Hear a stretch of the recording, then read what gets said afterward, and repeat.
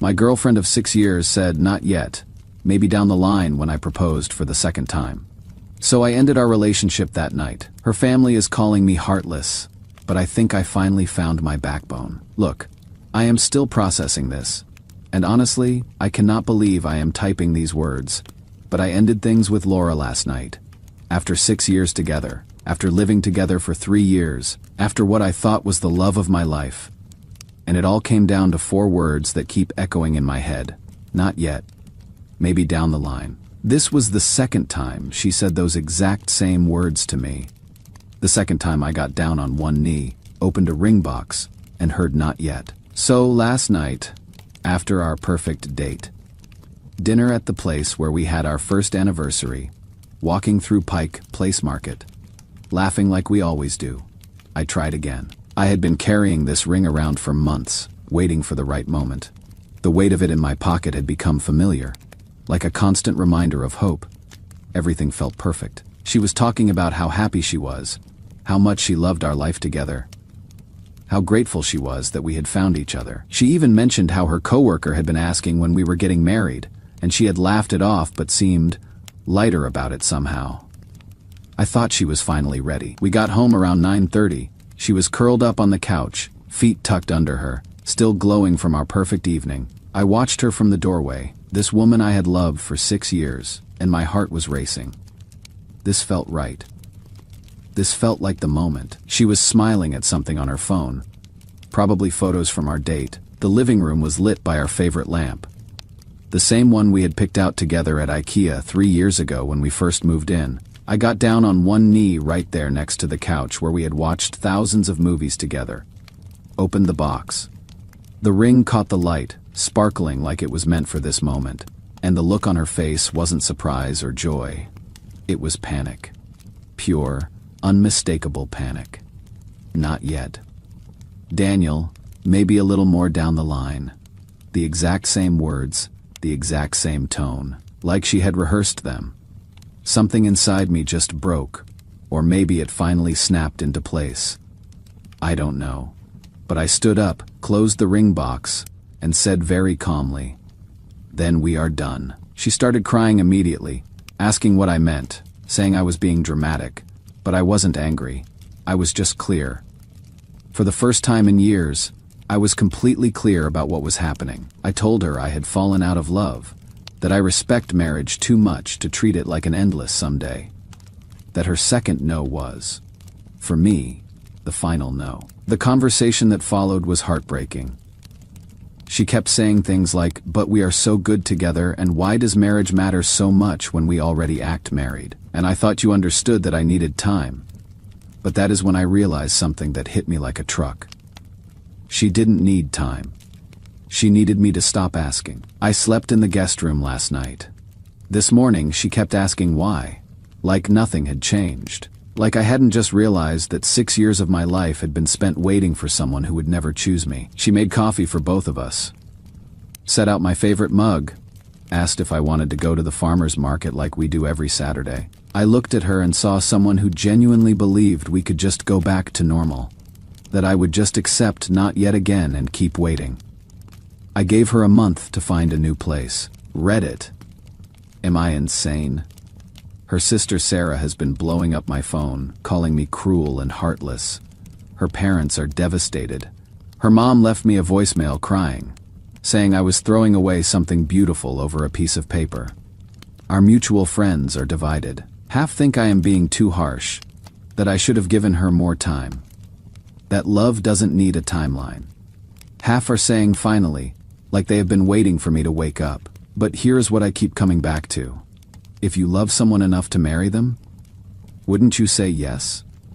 Wouldn't your heart leap at the chance to build a life together? Wouldn't you be excited instead of panicked?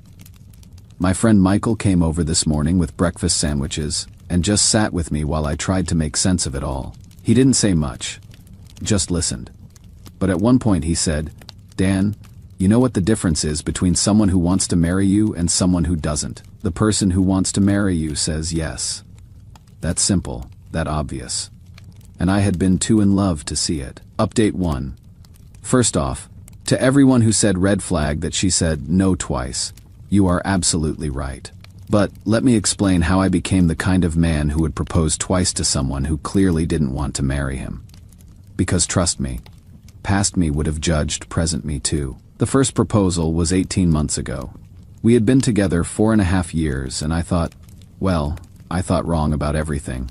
It was during our Colorado vacation with her family. Big extended family trip with parents, siblings, cousins. The whole crew.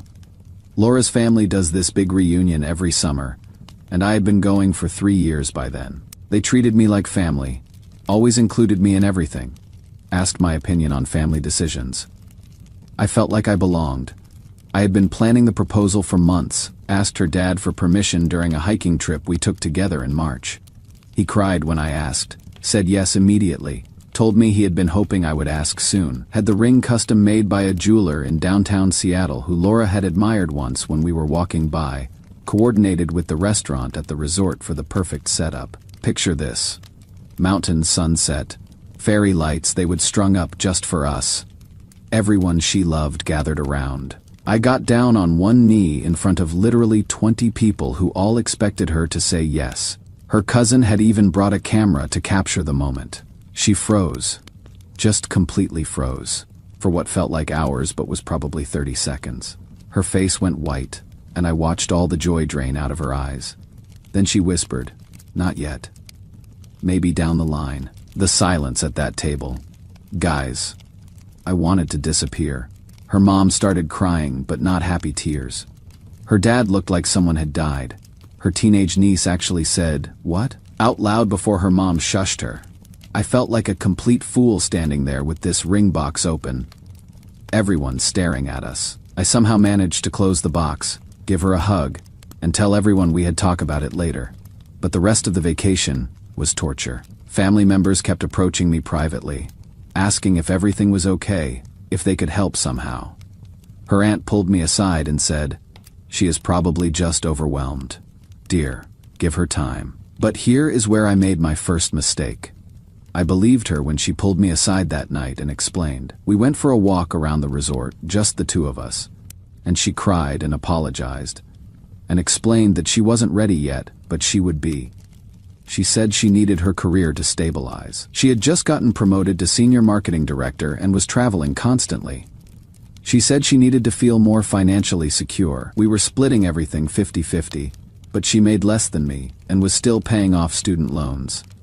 She said she needed the timing to be perfect. "I want to marry you," she said, holding my hands and looking me straight in the eyes.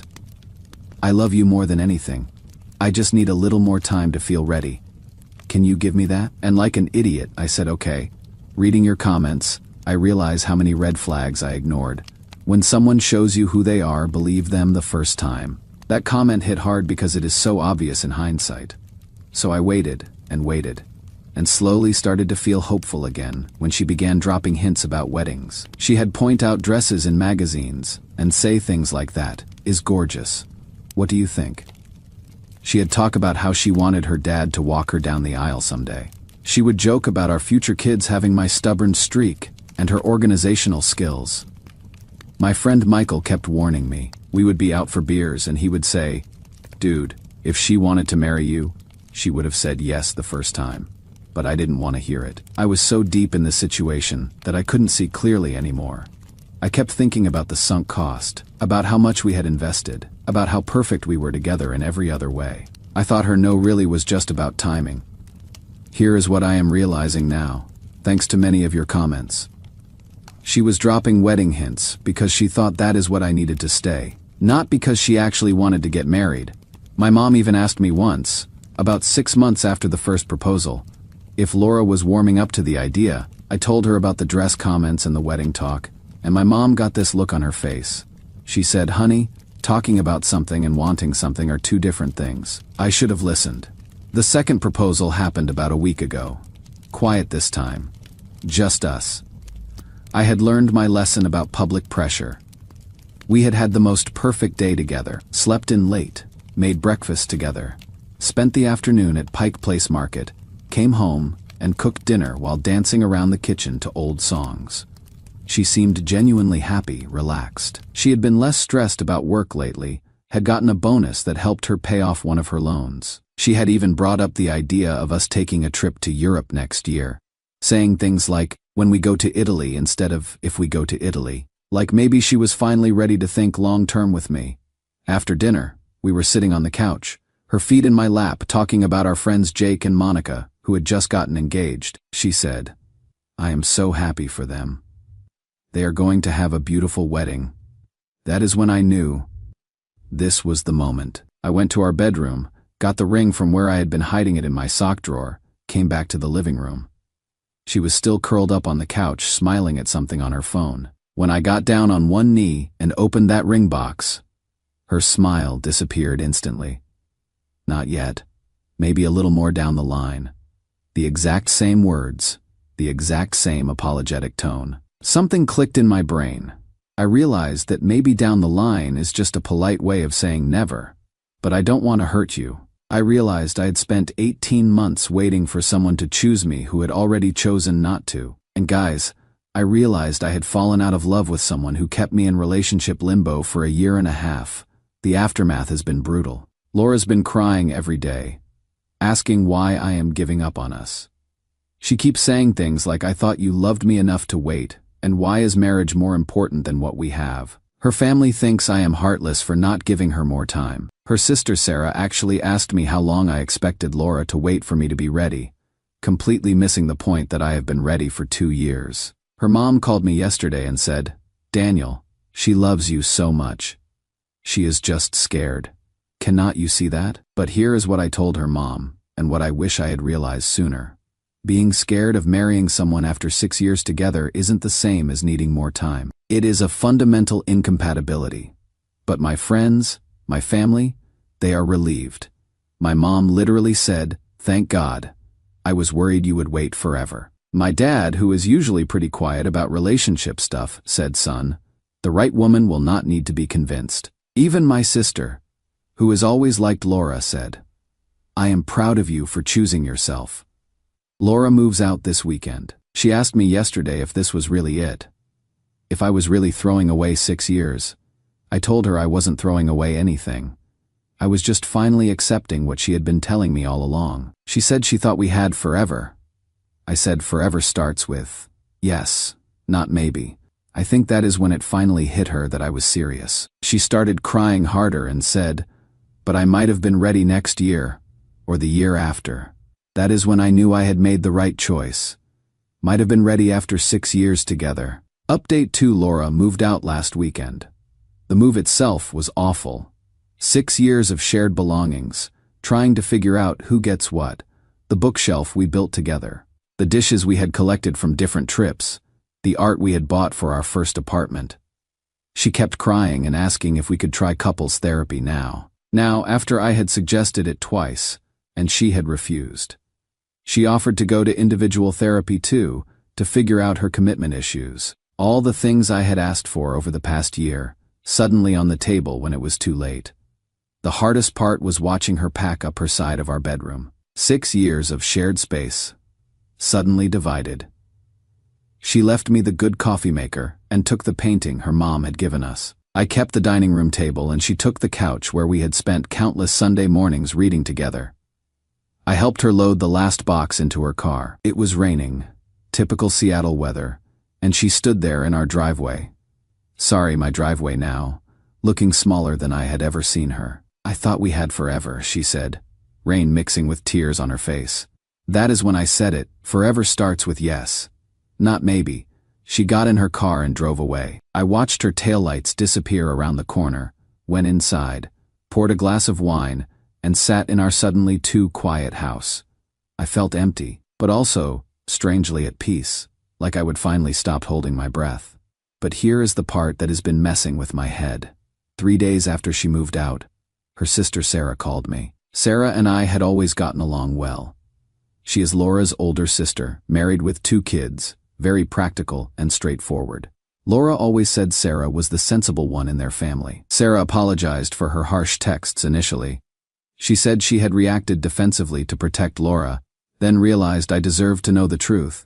She was angry, not at me, but at Laura. She said she couldn't watch me get attacked by their family when I deserved to know what was really going on.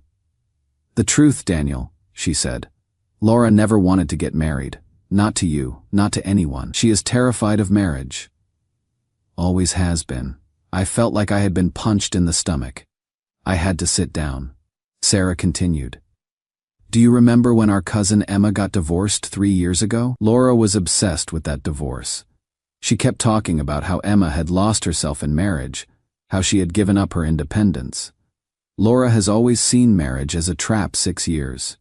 Read it. 6 years with someone who fundamentally viewed marriage as something to be avoided, not celebrated.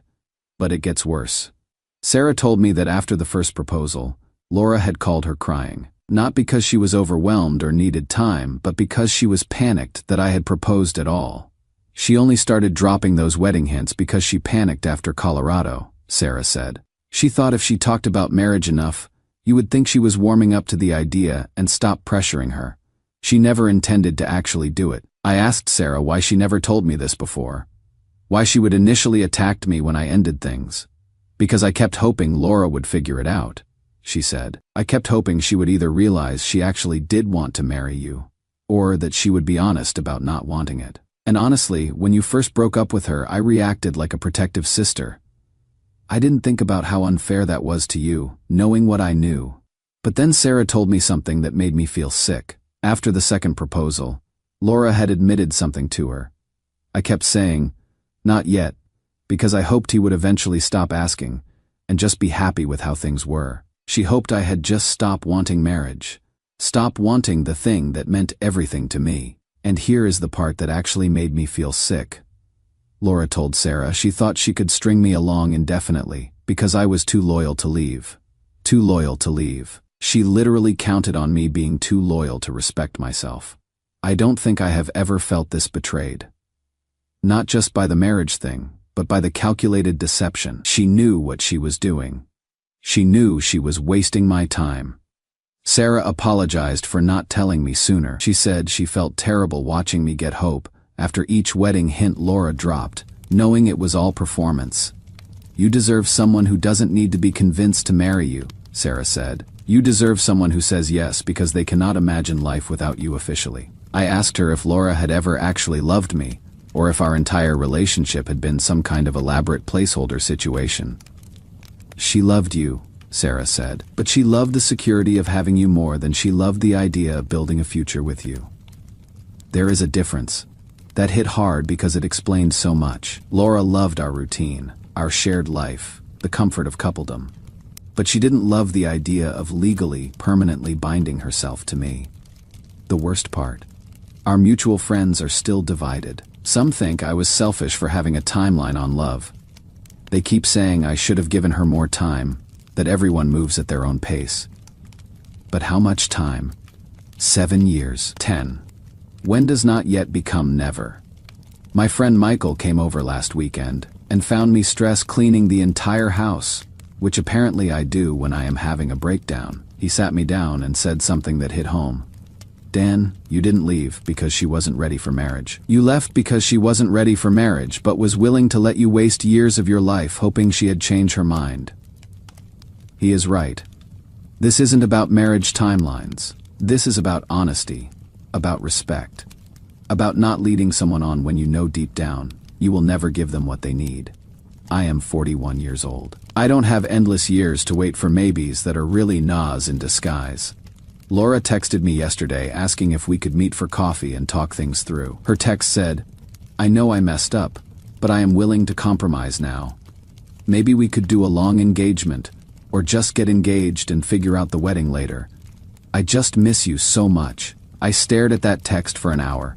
Even now, even after everything Sarah told me, she is still trying to find a middle ground that doesn't actually give me what I want. I didn't respond. There is nothing left to talk through. She made her choice every time she said not yet, while secretly hoping I would stop asking. I made mine when I finally listened. Update 3. A lot has happened in the past few weeks, and I want to wrap this up so I can actually close this chapter of my life. First, Laura never stopped reaching out, texts, calls, emails, even showing up at my office once, Everything from I miss you to I am ready to talk about marriage now to I realize I made a mistake. She brought coffee from our favorite place and just sat in the lobby until I agreed to talk to her. She looked terrible. Like she hadn't been sleeping. She kept saying she had been doing a lot of thinking and that she was ready to compromise. But compromise on what? On wanting to marry me? On being excited about our future? You cannot compromise someone into loving the idea of marrying you. I didn't respond to most of her messages. There is a difference between wanting to marry someone and wanting to keep them from leaving. But then, 2 weeks ago, she sent a text that said everything. I talked to a therapist and realized I was scared of marriage because I thought it would change us. I liked us the way we were. I thought if I kept saying not yet, you would realize we didn't need marriage to be happy. I was trying to protect what we had. I know I hurt you, but I was trying to protect us. Protect us. By lying to me for years about her intentions, I stared at that text for a long time, and then I understood something that changed how I see this entire relationship. She wasn't protecting us. She was protecting herself from having an uncomfortable conversation. So she decided to waste years of my life instead of risk losing me by being honest. That is when I finally responded. My first and last text to her: Laura, I hope you find someone who wants exactly what you want. I hope you find someone who doesn't need marriage to feel secure and loved. You deserve that, and so do I. I am blocking your number now so we can both move forward. Take care, and I did. Blocked her number, asked our mutual friends not to give me updates about her life. The relief was immediate and overwhelming. The right person will not need to be convinced. The right person will say yes because they cannot imagine saying anything else. The dating apps are an adventure.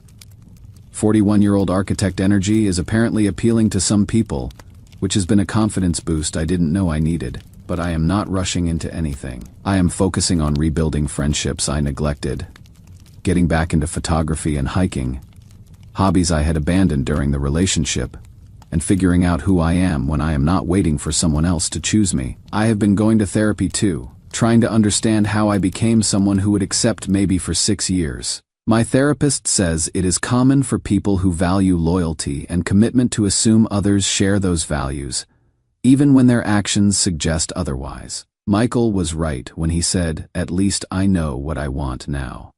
And I know I will never again accept maybe as an answer to will you marry me?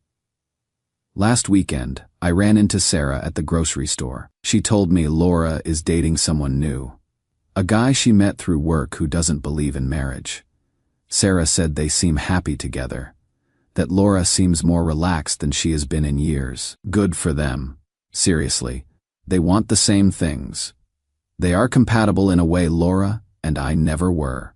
Sarah also said something that stuck with me. You saved both of you from years more of misery. Laura was never going to marry you, and you were never going to stop wanting marriage. Someone had to be brave enough to end it. I guess that someone was me. Sarah also told me that Laura had said something interesting after they had been dating for a few weeks. It is such a relief to be with someone who doesn't want to change our relationship into something more serious. That is when I realized that Laura hadn't been scared of marriage in general. She had been scared of marriage with me, not because I wasn't good enough, but because deep down, she knew I wasn't the one she wanted forever with. That is okay. It hurts. But it is okay. Better to know than to keep pretending. 3 months ago, I thought my life was ending when Laura said not yet for the second time. Now I realize it was finally beginning. I am done waiting for maybes. The right woman will say yes. And when she does, it will be because she cannot imagine saying anything else. Sometimes the person you love most isn't the person you should be with. Sometimes walking away is the kindest thing you can do for both of you.